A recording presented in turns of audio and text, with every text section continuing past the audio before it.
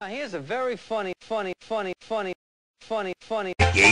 a very serious self-defense tool.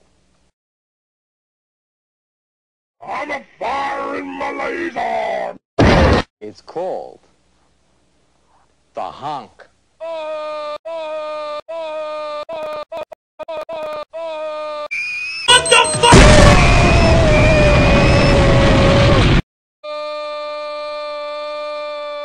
That was Tanya.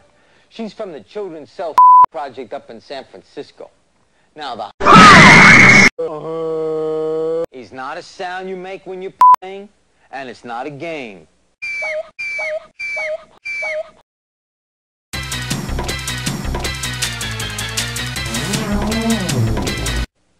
It's different.